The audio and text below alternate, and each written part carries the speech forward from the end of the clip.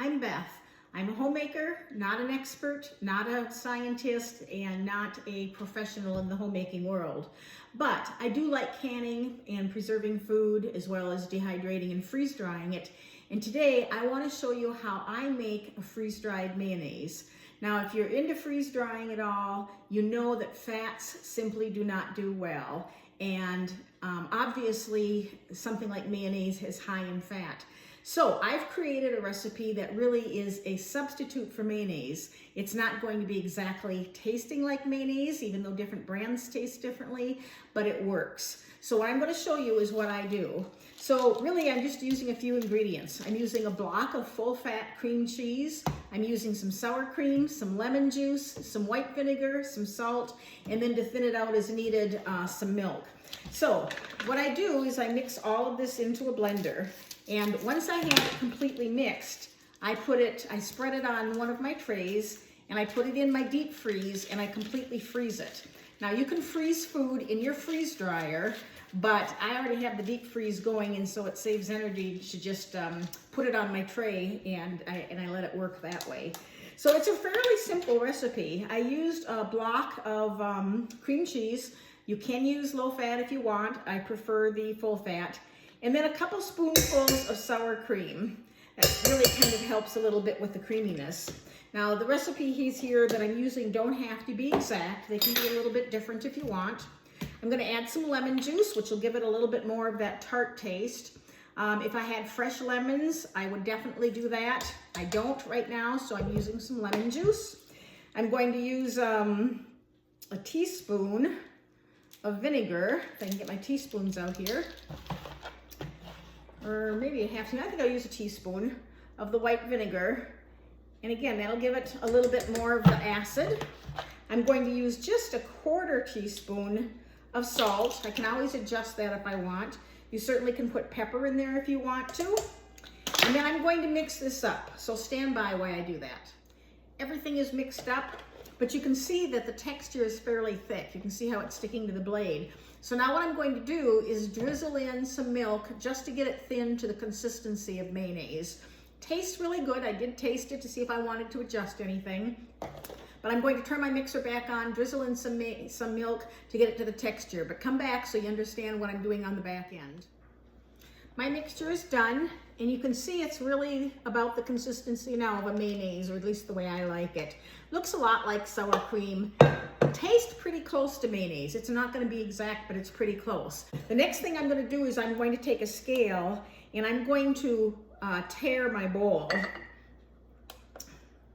And that is, now it's 0. And then I'm just going to take all of my mixture and I'm going to put it into the bowl, like so, because I want to know what the weight is. Knowing the weight will help me reconstitute this. And I'm going to break this down into individual servings when I store it.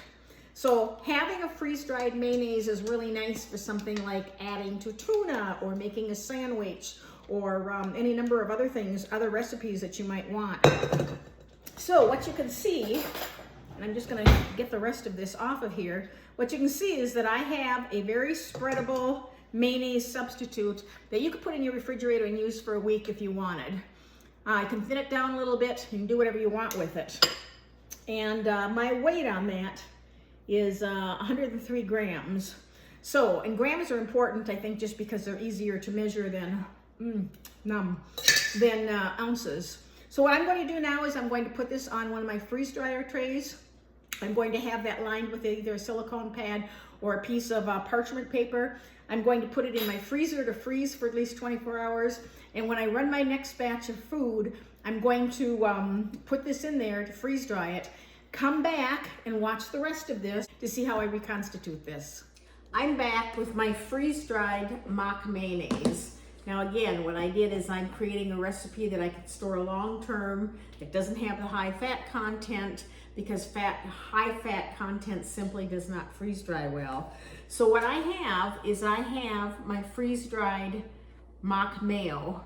And I know it's in a fairly chunky form yet, and I could grind that if I wanted to, but there's really no reason to. I mean, I can take a chunk like so and really squeeze it, and it definitely is a powdered. So what I'm going to do is I'm going to reconstitute some of this. Now earlier I said there were 103 grams in it. Didn't have my glasses paying attention. It was actually 10.3 ounces. It's not super important that you have that for something like that, but the 103 ounces was equal to about 296 grams. If you were going to do the before and after weight, then you would know approximately how much water to add. I'm not going to reconstitute all of this. I'm going to do a couple of teaspoons full here just to kind of show you what I have. Now, I have this in a Tupperware container for the moment. I'm going to store this in Mylar bags long term, but for overnight, I can put something like this in a Tupperware container sealed. It's moisture proof for 24 hours. That's not a problem. So to reconstitute it, you want to think about how you're going to use the food. Is it going to be cold? Is it going to be hot? The tricky thing with this is this. If you think about a block of cream cheese, it's fairly stiff when you have it in the refrigerator. And in order to get it into a consistency that you want to work with, you generally kind of have to have it at room temperature. So what I have is water here that is, I would say lukewarm, a little bit on the cool side. I didn't take the measurement, but it doesn't feel cold by any means. It doesn't feel warm. It's just sort of short of that warm. And again, what I'm going to do is just add water to get to the consistency if I want. Now, less is more. You don't want to add too much because when you have too much, you have too much. In this case, I have more powder, so I could, of course, do that. And I might end up doing that yet. But you just want to stir this up. And I did, I think, get a little bit too much water in it. And then you want to let it sit for a minute. Now, I did put a little bit too much water in this. When I'm talking about measuring your before and after, if I had 296 grams to start with of this before I freeze dried it, and I had 113 grams afterwards, I could logically take that 296 minus the 113, and I would know how many grams of water to approximately to put in here. Now the reality is that that does not work all the time. It works better for foods, but for things like soups and creamy things like sauces, you can sort of add what you want to add to get to where you want to get to. So this looks a little bit better. So the thing with this is you can go ahead and make this as thick or as thin as you want. I want a mayonnaise consistency, and this is just a little bit soupy yet. And it's a little bit granular. And this is where I said don't get carried away with your water right away because it looks sometimes like it'll be too thick, but as your food retakes up your moisture, it will take time to absorb. Now this looks pretty good right now. Now what I'm going to do is I'm going to let this sit because the food needs a little bit of time to take up the moisture. So I'm just going to cover this just to kind of keep it a little bit warm. I'm going to let it sit for just a couple of minutes and then I'll be back. So you now have a recipe for mock mayo that you can put in the freeze dryer and take with you. I'm going to use mine today on a BLT sandwich, but taking this camping or storing it long term, you can reconstitute this with water. You can use this to make a chicken salad, to make a tuna salad, to make a sandwich. Anything that you would normally use mayo for, this is good to go. So I hope you enjoyed this. If you learned something, thumbs up would be appreciated. Please subscribe to my channel on the lower right corner if you haven't already done so. Follow me for more recipes for canning, dehydrating, freeze drying. Be sure to follow my series that I'm doing on freeze drying and reconstituting 2 weeks worth of menus. So thanks for watching. See you next time.